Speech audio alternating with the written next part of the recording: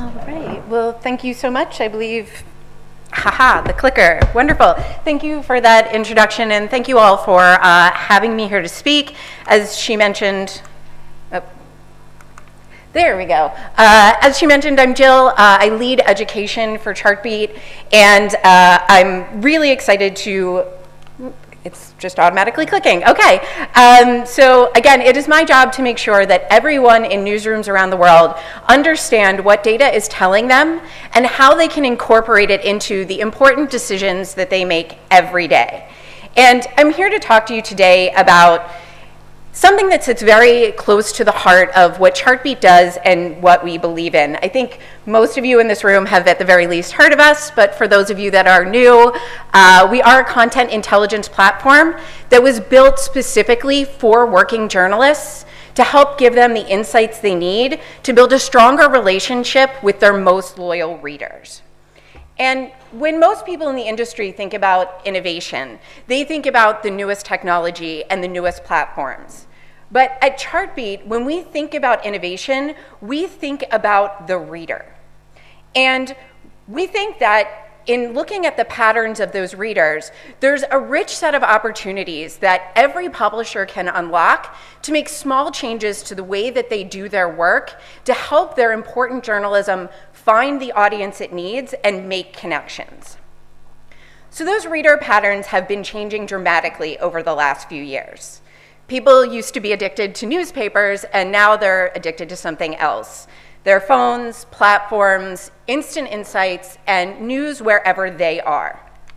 But every year those patterns change. So today I'm going to share Chartbeat's latest reader research around how people actually engage with content, the role platforms do play in that engagement, and which elements of your pages are actually grabbing and holding reader attention.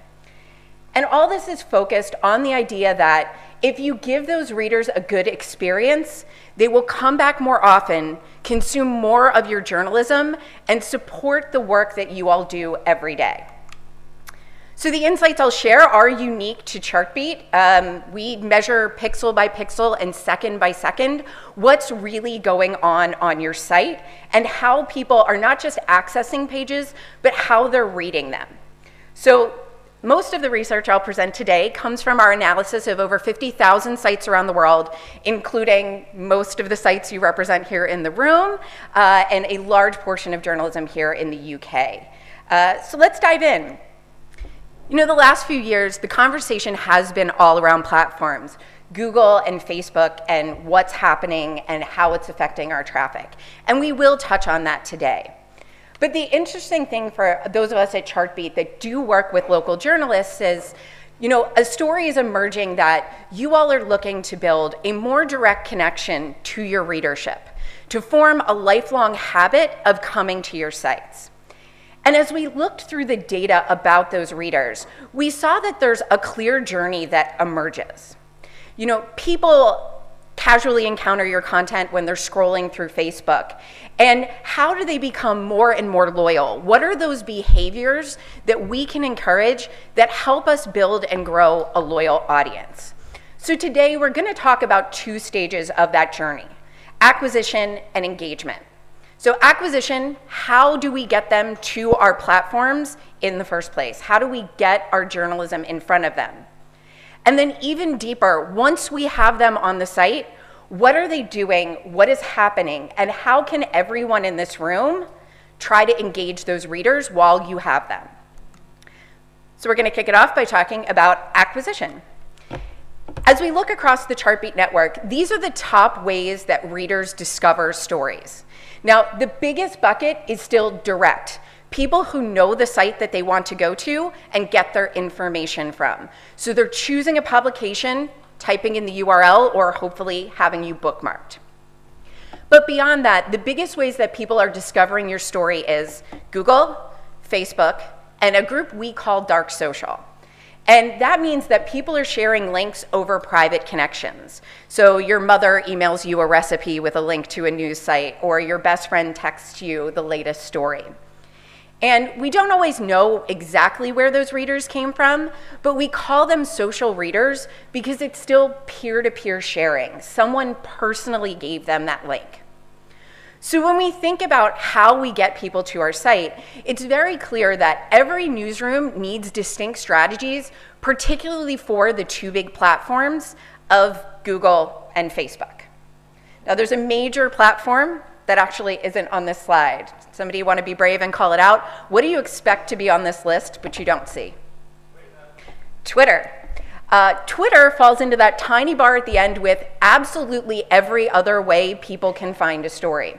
In fact, it drives less than 1% of the traffic across our network. So what does that tell us? I'm guessing all of you spend a large amount of time on Twitter.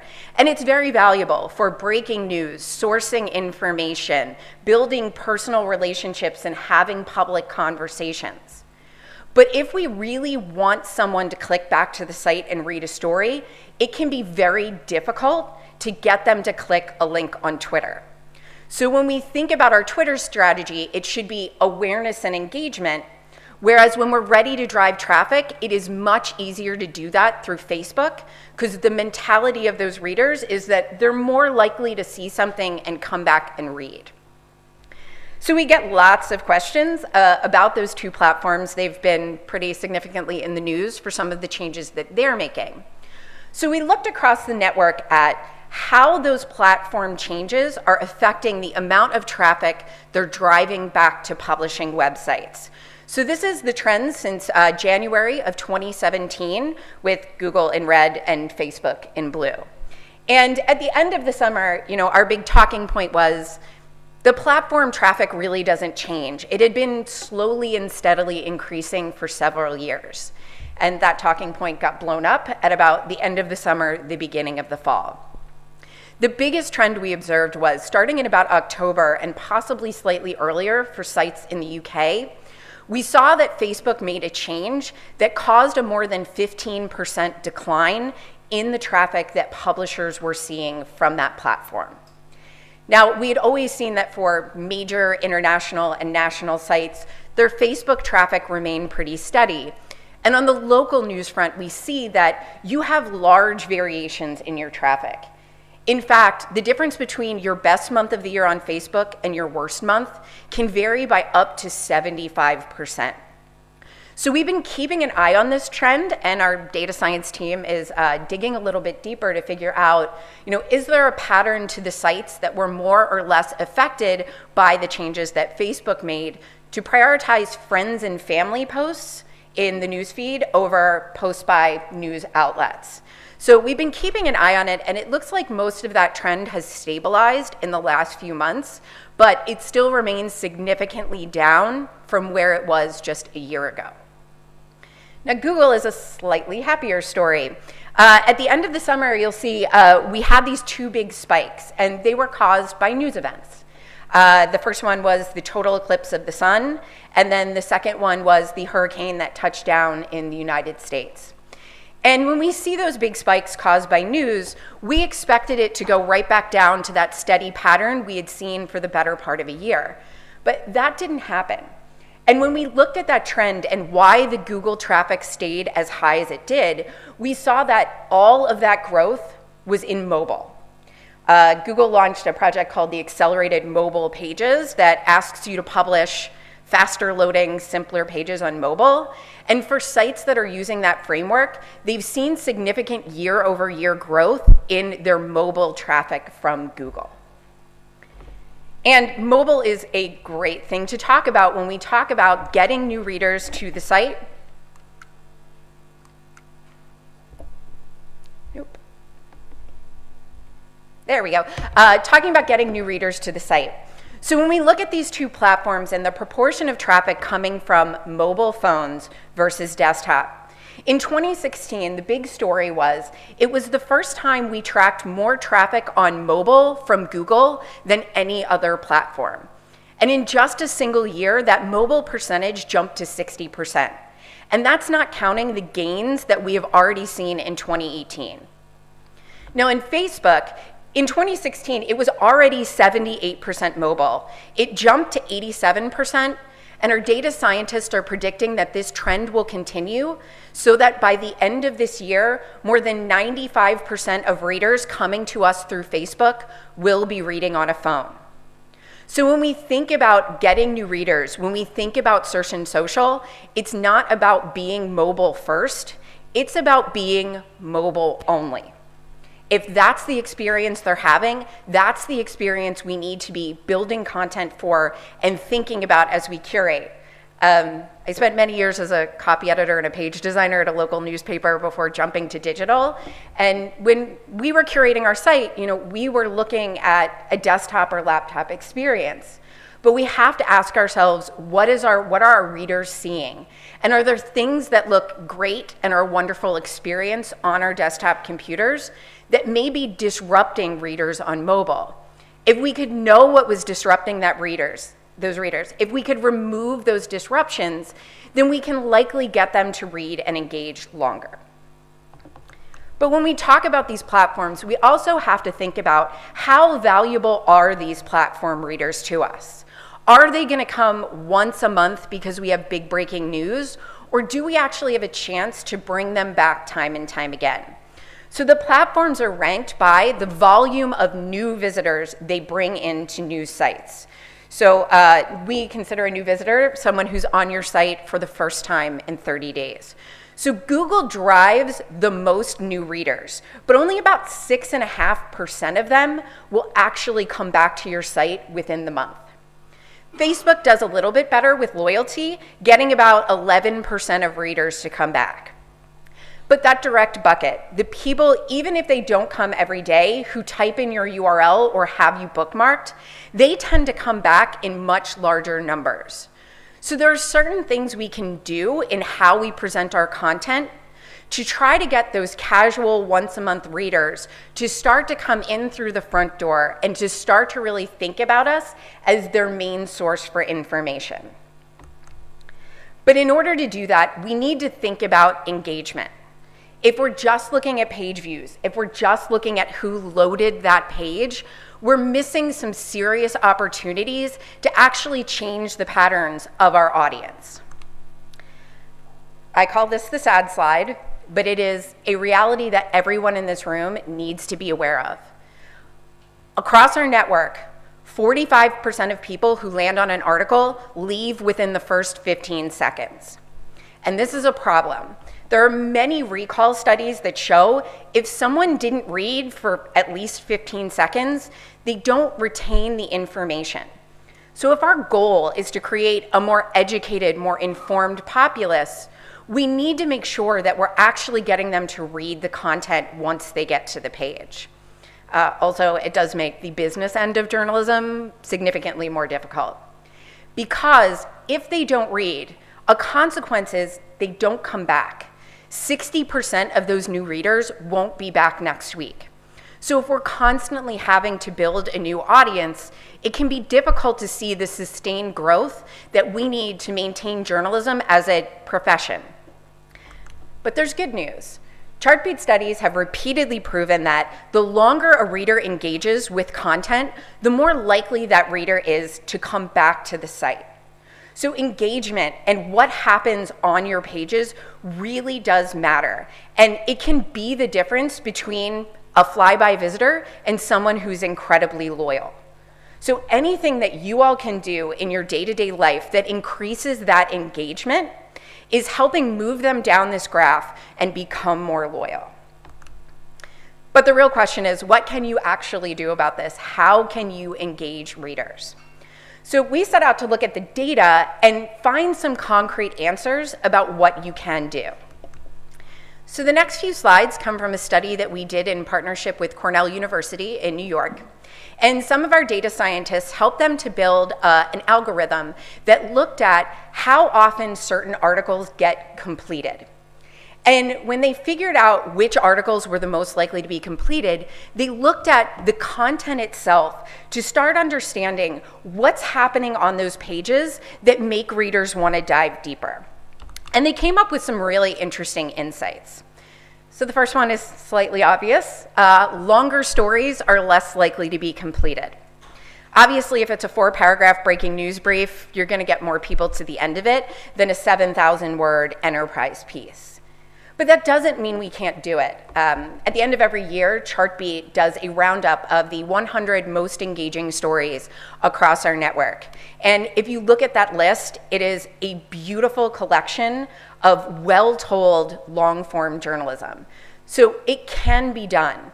But when we publish longer pieces, they often need more help after they're published than before, because we have to make those adjustments that will get people as deep into that story as possible. Now, the second point I found really interesting, they also looked at the reading level of the stories that they were studying to see how complex the language was. And they found that after a certain level, people started to leave the page because they didn't have the bandwidth or the mental energy to really devote to understanding what we were trying to communicate to them.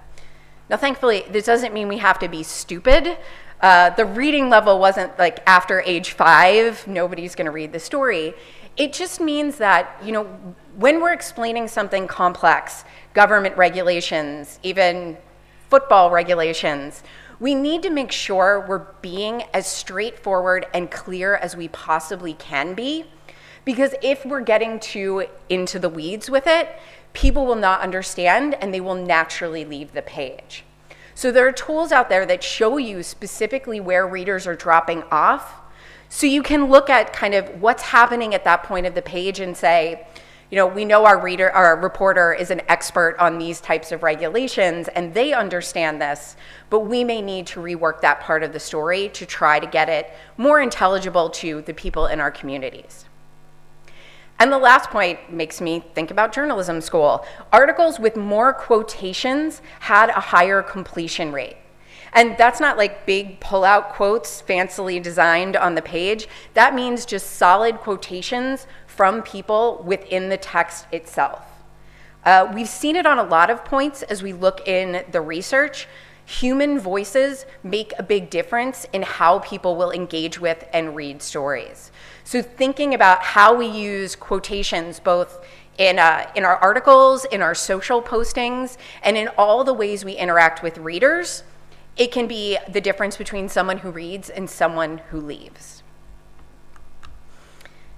Now, when we actually looked at the readers themselves, we found that our most popular articles were the ones that were the most likely to get completed. So, we talk a lot about how strapped for resources local newsrooms are.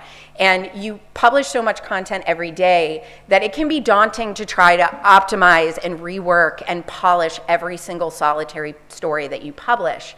But what we've seen is if you prioritize your time optimizing stories that have the greatest likelihood to reach the most readers by trying to find those stories that are already resonating, you can make sure that all the time you spend is having the greatest impact for your audience and your site. The second one, again, I thought was a little obvious. Mobile readers just don't read as deeply as desktop readers. Again, it doesn't mean we can't get them to read for a long time. I think we've all gotten to the point where staring at your phone for several hours is kind of just a normal part of life. But again, that mobile experience needs more careful curation in order to get people reading as deeply as we would like. And the last one seems a little counterintuitive when you first hear it, but when you think about the humans behind these numbers, we can start to understand what's going on. So search and social visitors are much more likely to finish the article they land on than someone who comes from your homepage. Why is that? Well, if I go to Google because I have a question and I choose an article that I think is likely to answer my question, there's a lot of intent. I really want to know that information, so I'm likely to read that article all the way to the bottom. But I'm not as likely to read a second article while I'm there. Whereas if I'm a homepage visitor and I come back a lot, I'm probably a lot more familiar with what you do and what you've published, so I'll probably read only part of certain articles, but they actually read about 2.5 times more stories every time they come to your site. So we say that your most loyal readers tend to snack on your content. They spend a lot of time, but not on a single article. So when we think about some of those different behaviors, we can start to unravel what the audience is looking for and what they want from us. And as those readers get more loyal, it's not just their snacking behavior that changes. So we looked at what is the percentage of days that a visitor is coming on average to a given site. And then we looked at the difference between the number of times they visited the homepage and the number of times they visited articles. And we found that after folks start coming about every other day or more, they're often visiting your homepage more often than they're going directly to articles. So when we think about our most loyal readers, the homepage is a critical channel for helping them discover and read the content that they're looking for. I always love every few years, there's a spate of articles that says, the homepage is dead. Is the homepage dead? The homepage is not dead by any means. It's just that, like everything else, its role has changed. So we need to think about it as the best way we can connect with the loyal readers that are actually sustaining the largest part of both our journalism and our business. And again, my last role in the newsroom was as a homepage manager, so I find any data about homepages to be incredibly exciting. So Chartbeat has a tool that allows homepage managers to write multiple different headlines for the same story and then run a test to see not only which one gets more clicks, but which one gets more people to read the story after they click. So we looked at the results of more than 100,000 tests run around the world and did a linguistic analysis to start to see what are the types of words in homepage headlines that can make a headline more or less successful. And so this list is ranked by how effective those elements of a headline can be. So the most important thing we can add to a headline is demonstrative pronouns like this and these. It seems like a small thing, but it actually can help headline performance. Second point, worst, horrible, terrible, negative words. They do a great job at getting people to click. It is unfortunate, but part of the human condition. In fact, we also saw that stories that have a negative sentiment in the lead have a higher completion rate than stories with neutral sentiment or positive sentiment. I don't want that to make us all doom and gloom with everything that we report, but an unfortunate fact. You'll see that best made the list, but it was ranked way farther down than the negative words like worst. Interrogative words, questioning words like what, when, and where can also help headline performance. But interestingly, we found that using the question mark itself can often hurt, which seems silly. How can we ask a question but not necessarily use the question mark? Well, it's the difference between where can you go to vote and where you can go to vote. Both use the interrogative word, but one is a little bit more declarative than the other. When I look at the actual results of the tests that frontline journalists are running, I often see that vague questions also do incredibly poorly. Clickbait just doesn't work anymore. If you ask a vague question and I feel like you're going to trick me by not answering it, I'm probably not going to click on that story. So when we ask questions, it needs to be perfectly clear that we intend to at least help guide you towards an answer. And some of the standard parts of headlines like numbers, adjectives, and quotations can also help. In a lot of situations, especially a short but powerful quote can really convey the value of that story and get more readers to click and engage. We have more research around these headlines, so if anyone is interested in seeing more of this list, the thing I'll say is it only applies to homepage headlines, so please do not annoy your SEO managers by putting these extra words in. But it's more of a hypothesis that helps us think differently about our headlines. You know, when I wrote headlines for a newspaper, what were the words we stripped out to get it to fit in that one column? Demonstrative pronouns, often interrogative words, and articles like the and an. And what does it make it sound like? It makes it sound a little robotic and hard to digest. But by adding in some of these words that make it more conversational and more human, we're often seeing that for some newsrooms, it's really increasing the performance of content that's posted on their homepage.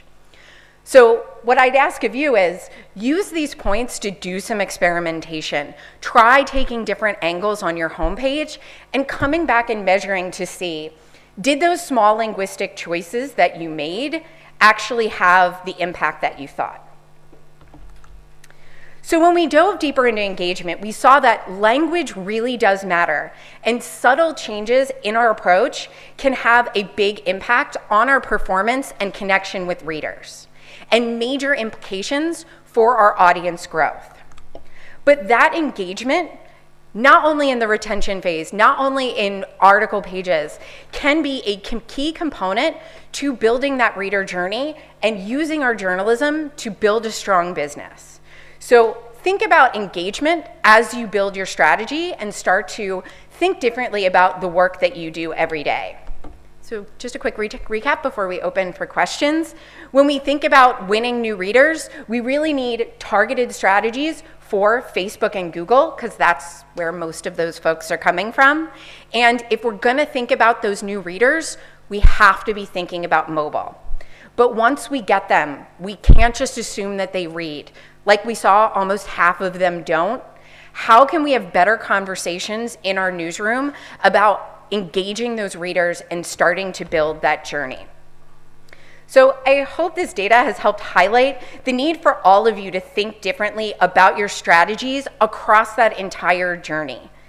And you have a much broader toolbox than you ever have before to help you couple metrics with your all too important news judgment to really understand these audience consumption trends, mine the patterns and data, I hope in conjunction with partners like Chartbeat, so that we can all learn from each other and create the next generation of readers that is addicted to quality information more than they are to any particular platform or device. So, thank you.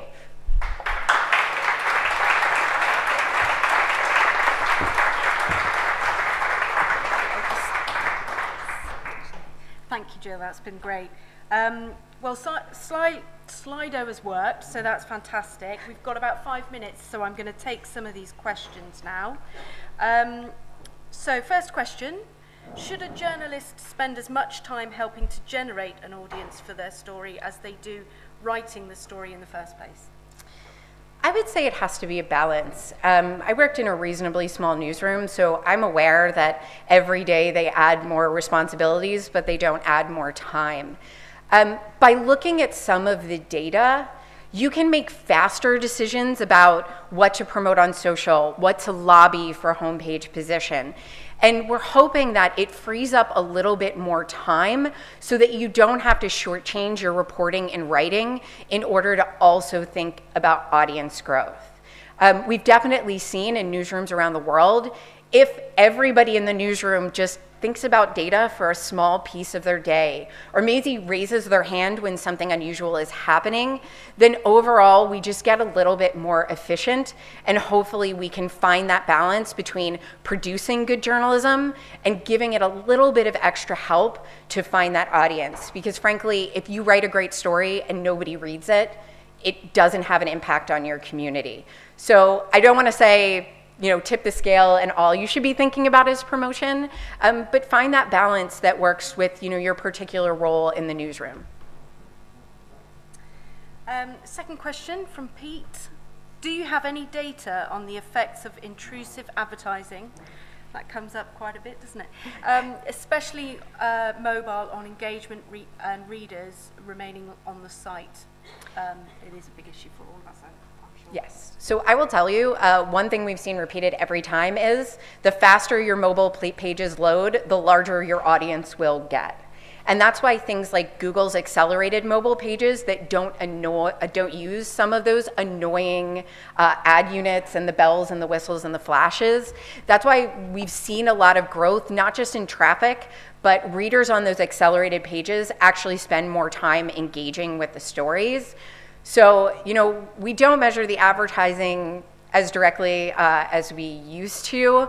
I look at a lot of sites and I have some thoughts about that, but unfortunately no clear data. Trust me, the second we can categorically prove that some of those ads are actually hurting your business, we would definitely publish that and talk as widely as we can. But it's a great question, and I think one that's very high on a lot of our minds. Okay. What is the key to great engaging video? Great engaging video.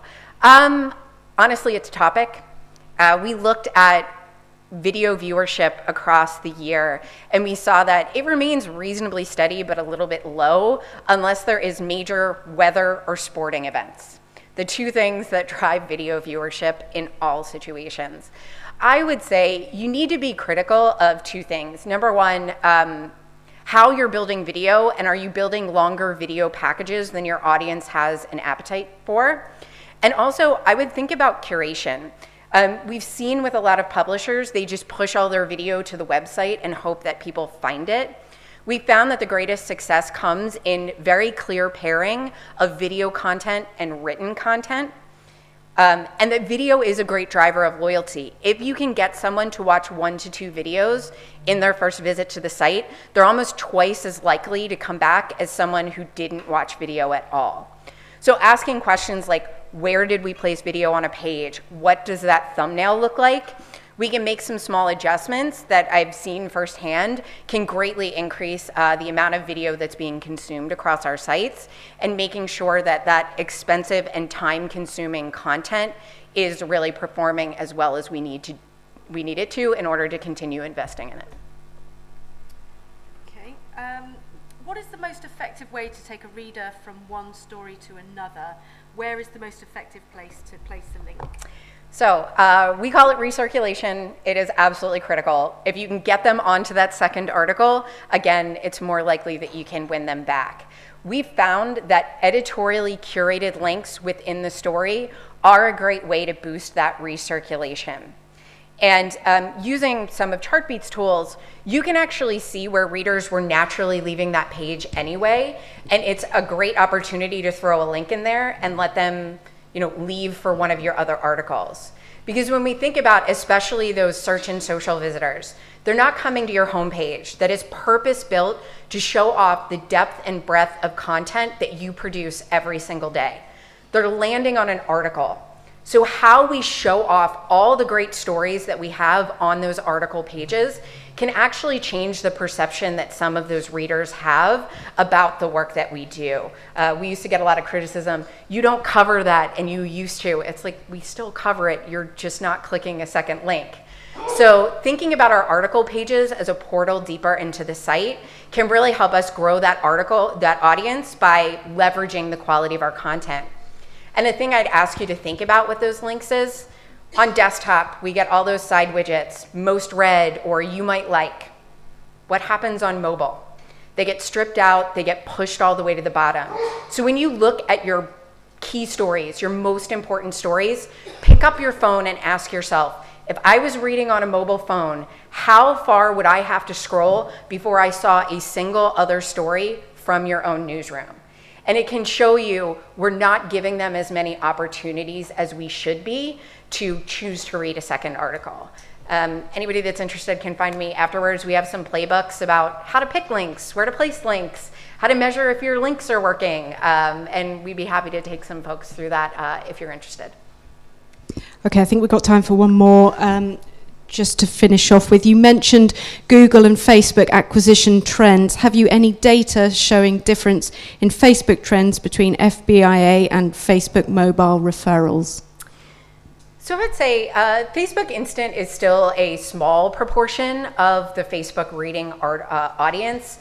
I think not every publisher is leveraging that platform across our network, so there just may be fewer articles appearing on that. I think it's really tied to topic. I think the outlets that are seeing significant traffic on Instant really have content that is uniquely suited to that platform. Most of what we were showing today was mobile web visits from Facebook. So we've definitely seen that that is still the majority of Facebook visits by a pretty wide margin. But we do keep an eye on all those new platforms. We try to measure wherever we can so that you can get the full picture of how your audience is, enriching themselves through your information. So we'll continue to write about these trends as they emerge, or any new platforms that may suddenly become players on the scene that we all need to pay as much attention to as Google and Facebook. Thank you very much. Thank you, Jill. That's been really useful. Thank you.